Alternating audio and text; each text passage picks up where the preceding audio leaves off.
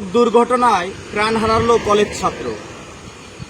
কিছুক্ষণ আগে তার মৃত্যুর সংবাদ আমাদের কাছে এসেছে। ঝিনাইদহের মহেশপুর উপজেলার জিন্নানগর টু দত্তনগর আঞ্চলিক মহাসড়কের ঠিক পদ্মপুকুর কলেজ সংলগ্ন খন্দকার সালমা বেগম দাখিল মাদ্রাসা সামনে এই জায়গাটিতে সকাল 11টায় ভয়াবহ পাওয়ার টিলার এবং চলন্ত মোটরসাইকেলের মুখোমুখি সংঘর্ষ হয়। সংঘর্ষে ঘটনাস্থলে মাথায় আঘাত লেগে গুরুতরভাবে আহত হয় পদ্মপুকুর কলেজের দ্বিতীয় বর্ষের ছাত্র অরণ্য। তার বাসা উপজেলার শ্যামকর ইউনিয়নের তালসার গ্রামে। সে মৃত হাসান আসগর সক্কু বিশ্বাসের ছেলে। আপনারা দেখুন, এই যে মোটরসাইকেলের এই গ্লাসের এই টুকরোগুলো এইভাবেই পড়ে রয়েছে, কিন্তু পৃথিবীতে আর নেই কলেজ ছাত্র অরণ্য।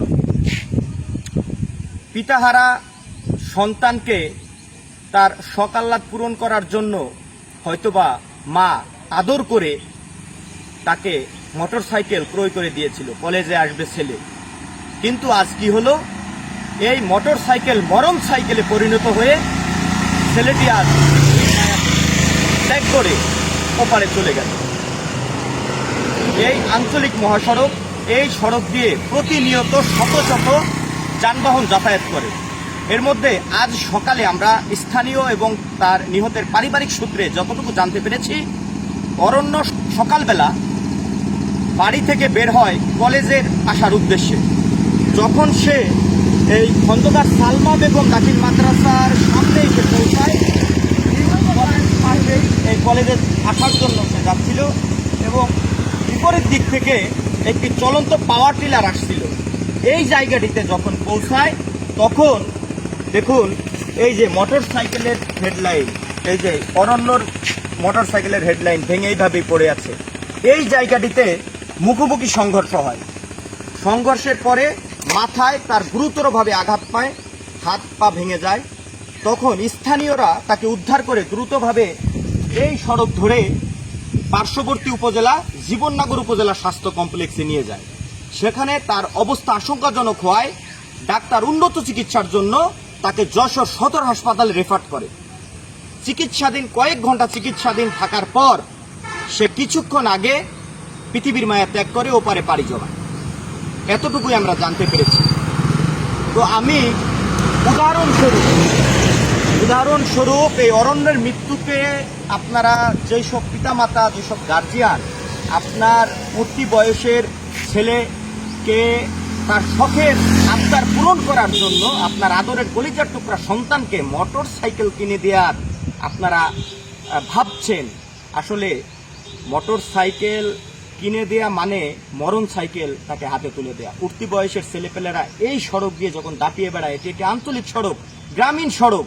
এই সড়ক দিয়ে power tiller, tractor, nosimon, Korimon, যেগুলোর কোনো লাইসেন্স নেই, এইসব গাড়ি দাপিয়ে বেড়ায়। এইসব গাড়ির সাথে যখন এইসব উঠতি বয়সের ছেলেমেয়ে তাদের হাতে যখন মোটর সাইকেলের পিক আপ যখন তারা দেয়, তখন কিন্তু তাদের কোনো দিক ব্যাদিক থাকে না।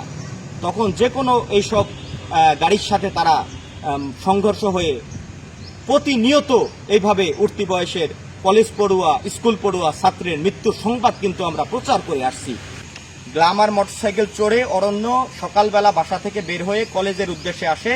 সেই সালমা খাতুন খন্দকার সালমা বেগম দাখিল মাদ্রাসার সামনে এসে পৌঁছালে এই পদ্মপুকুর কলেজের একেবারে নিকটবর্তী স্থানে এখানে পাওয়ার টিলারের সাথে মুখোমুখি সংঘর্ষ হয়ে সে গুরুতর আহত হলে স্থানীয়রা তাকে উদ্ধার করে জীবননগর উপজেলা স্বাস্থ্য কমপ্লেক্সে নিয়ে যায়। ডাক্তার তাকে তার অবস্থা আশঙ্কাজনক দেখে তাকে উন্নত চিকিৎসার জন্য যশোর সদর হাসপাতালে রেফার করে।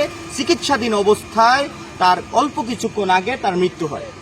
এমন সংবাদে তার পরিবার ও এলাকায় শোকের ছায়া নেমে এসেছে এবং পদ্মপুকুর কলেজের যারা শিক্ষক শিক্ষার্থী আছে তাদের মাঝেও শোকের ছায়া নেমে এসেছে। তো আমরা আজ এই ঝিনাইদহের মহেশপুর উপজেলার জিন্নানগর টু দত্তনগর আঞ্চলিক মহাসড়কের পদ্মপুকুর কলেজ সংলগ্ন থেকে যেইখানে অরণ্য মৃত্যুবরণ করেন সংঘর্ষ হয়ে, সেই জায়গা থেকে আমরা এই মুহূর্তে বিদায় নিচ্ছি। সবাই ভালো থাকবেন, সুস্থ থাকবেন। আল্লাহ হাফেজ। দেখো কোনো জায়গায় অন্য কোনো বিষয়।